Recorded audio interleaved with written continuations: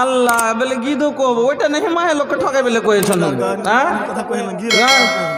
গান কহবো আমি মৌলী সাহেব মানুষ গান জানি জি এগুলো কথা কইছে কহেন তো ভালা হ্যাঁ একটা গীত আচ্ছা ওরা গীত কথা যদি ছেড়ে দেয় তোবা করলে আইজ থেকে যে তোবা করলো না মৌলী সাহেব আইজন আর কহবো না তাইলে শুনিয়ে দেবো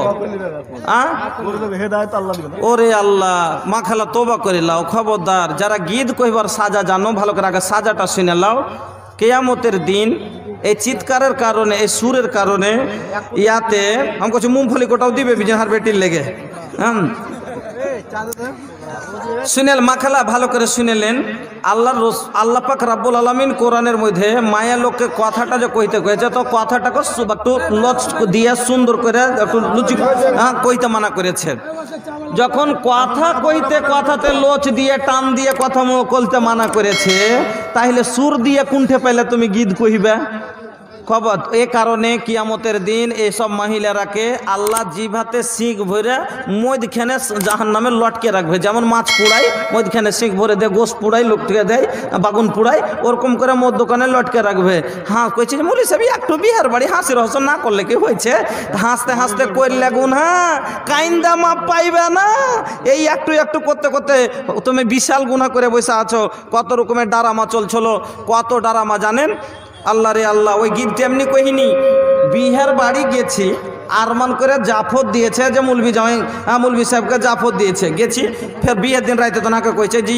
ছোট দাদুরকে বৈঠকে সুতোগা আমি করছি ছোট দাদুরকে বৈঠকে কেনে শুধবো বিয়ে খেতেছি যেখানে সেখানে শুধবো কইছি এখানে বিয়ে সাদের ব্যাপার জ্যামজাম হইবে ছেলে পিলে আসলে সেইটা কথা হাঁকে দূর করছে কেনে জানেন রাইতে যাওয়ার ওগুলো করবে ডারামা করবে তার লেগে ওরা হাঁকে দূরে ফাটাইছে লক করে ভাই আমি শুতে গেছি ভোর রাইতে যখন রাইতে 11টা হয়েছে মনে করছে আর কেউ জায়গা নাই মৌলী সাহেব চলে এসে শুতে দেখছি কে দিয়েছে শফিকের বাড়ি এলি দিয়েছে আচ্ছা অশোক আছে আল্লাহ হুম্মা আজহিল বাস রব্বানা সাসফান্তা সাফিলা সিফা ইল্লা সিফা ওয়া সিফান লা ইউগাদিরু সাকামা ইয়া সাফিয়াল মারিজ ফাসফা মারিজান আল্লাহুম্মা আনতাল মুস্তারিজ লা বাসা তুহুরুন ইনশাআল্লাহ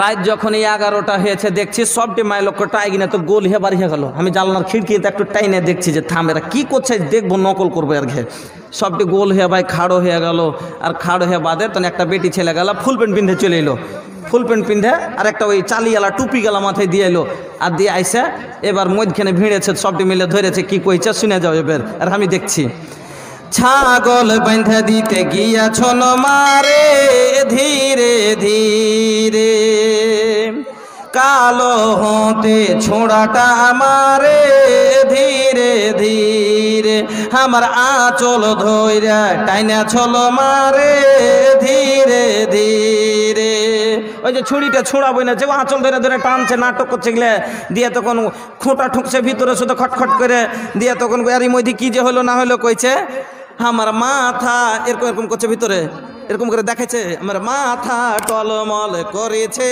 মারে ধীরে ধীরে 3 মাসে 3 দিন হইল মারে ধীরে ধীরে আমার জিও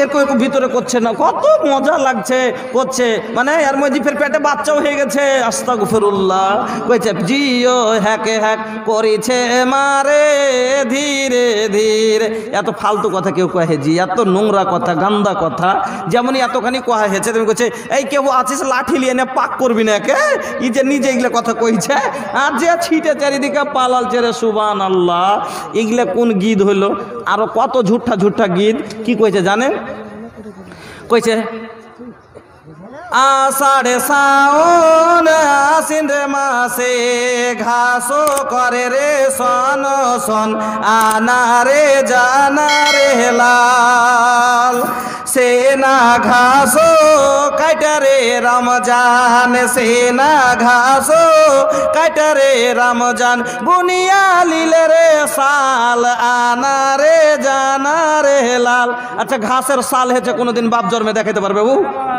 কত বেমানজি তোবা তোবা নাউজুবিল্লাহ মাখালা খবরদারে ফালতু বাজে কথাগুলা কহিও না গো হ্যাঁ খুব বড় গুনাহ হয়ে যাচ্ছে আলহামদুলিল্লাহ হাজি এখানটা এতক্ষণে কোন মহিলার পক্ষ থেকে একটু চান্দি সোনা এসেছে তাইলে একটা গল্প 2 মিনিটে শুনেলেন হরিশ্চন্দ্রপুরে জালসা করছি তো একটা মায়ের লোক মোটামুটি 80-85 বছর হয়ে গেছে বয়স, পান নিতে কইরা কাগজে মুড়িয়া এতটি জিনিস এনে হাতে দিচ্ছে, আর হাতে তা মনে করছি ভারী আছে, খুদরা পাইছে, বুড়ো মানুষ 1 টাকা 2 টাকা করে জমা করছে, খুদরা পাইছে হইবে। বলছি কয় টাকা আছে? বলছে কয় টাকা কি করবো, খুলে দেখেলেন। খুলে যদি দেখছি সুবহানাল্লাহ ছাক্কা সোনার চাঁদি এতখানি।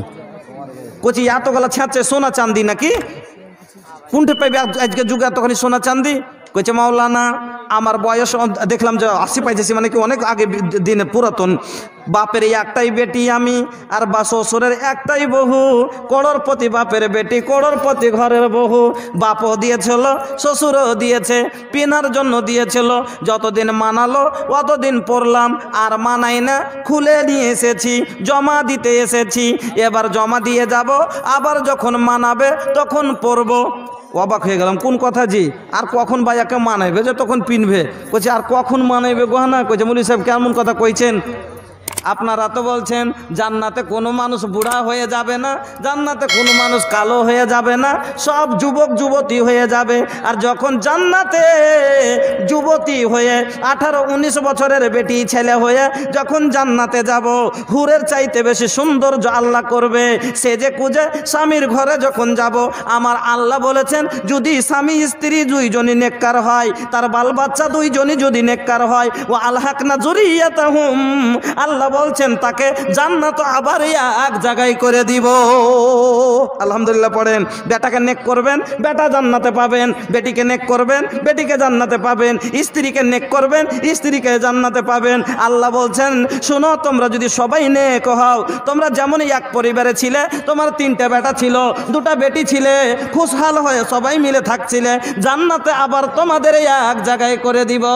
সেই দিন যখন জান্নাতে স্বামীর আগা দিকে যাব, সেই দিন কিন্তু এই গহনা পিন্ধা যাব, তার জন্য আল্লাহর দপ্তরে জমা করতে এসেছি। সুবহানাল্লাহ, কত জ্ঞানী দেখছেন। যতদিন মানাইলো ওদিন পিনহু, আর মানাই না পিনবো না। ফের যখন মানাইবে তখন পিনবো, তার লেগে জমা করতে এসেছি। জমা লিয়েলেন। সুবহানাল্লাহ। আচ্ছা বেটির খেলে কেন থুইলেন না কিছু? কইছে মৌলভী সাহেব কোন কথা কইছেন? বেটিকে ওর বাপ দিয়েছে, ওর শ্বশুর দিয়েছে, যেগুলো পিনভের লেগে ও পিনবে। এগুলো আমার বাপ আমার শ্বশুর আমাকে দিয়েছিল পিনভের লেগে, এ লেগে আমি পিনু, আর ফের পিনভের লেগে জমা থুয়ে গেল। আল্লাহু আকবার। এরকম জ্ঞানী মহিলা আছে দুনিয়াতে এখনো। আমার মা খালা এরকম যদি একটা জ্ঞানী থাকে, এখানটা বালি 3টে বেটি কাজিয়ে লাগাইবে, এ কইবে আমি ডাইন কানে লুবো, কইবে বাঁ কানে লুবো, আরেকজনে কইবে লাখেরটা তুইলে, তখন কইছে হ্যাঁ ওইটা হয়ে গেল, কোটায় 15,000 আর লাখের হলো 3,000, আমি লিবো না, কি আমি লিবো না। হ্যাঁ ঝগড়া লাগিয়ে দিবে। এ লেগে মরার আগে নিজের লেগে জমা করে দেন, পারলে গলা খুলে দেন, পারলে কান খুলে দেন, লাখ নাড়া করে দেন। কালিয়া চকে জালসা করলাম, একটা মহিলাকে দেখলাম, একটা সোনার বালা, এই মোটা মোটা 2টা সোনার বালা পিন্ধাচ্ছে মহিলাটা, নিজের হাতে এসে বালাটা এক হাতের খুলে আমাকে দিয়ে গেল। মাওলানা আমার স্বামী শ্বশুর দুজনই মারা গেছে, তার জন্য একটা দিলাম, আর একটা আমরা শাশুড়ি এবং আমার জন্য রাখলাম, দুজনের জন্য মরার আগে আগে দিয়ে যাবো। পড়েন আলহামদুলিল্লাহ। এরকম মহিলা, হ্যাঁ আমার মা খালা যদি থাকেন কেউ, এক মহিলা এই যে দেখেন একটা চাঁদি আর একটা আঙ্গুঠি দিয়ে পাঠিয়েছেন। আল্লাহ তোমার বান্দিকে তুমি সোনার ঘর, চাঁদির ঘর দান করিও। কেনে দিবে না গো? আল্লাহ রসুল বলছেন যে জান্নাত আনে মিন জাহাবিন আনিয়াতুহুমা ওয়া মা ফিহিমা, মানুষকে আল্লাহ 2টা জান্নাত দিবে, শুধু সোনার হবে, ওর ভিতরকার যত জিনিস হবে, লোটা বর্তন বাসন খাট চৌকি সবই সোনার হবে। তাইলে এইটুকু সোনার কি ভ্যালু আছে কহেন?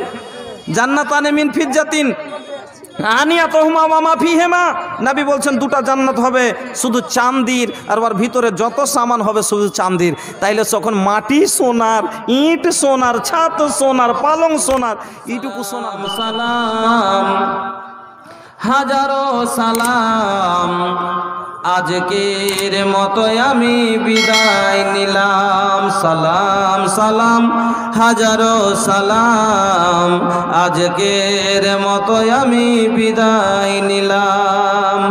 জীবনের মতো আমি যাইনি চলে, বেঁচে থাকলে দেখা হবে কোনোদিন বলে গেলাম। সালাম সালাম হাজারো সালাম, আজকের মতো আমি বিদায় নিলাম। আসসালামু আলাইকুম ওয়া রাহমাতুল্লাহি ওয়া বারাকাতুহু।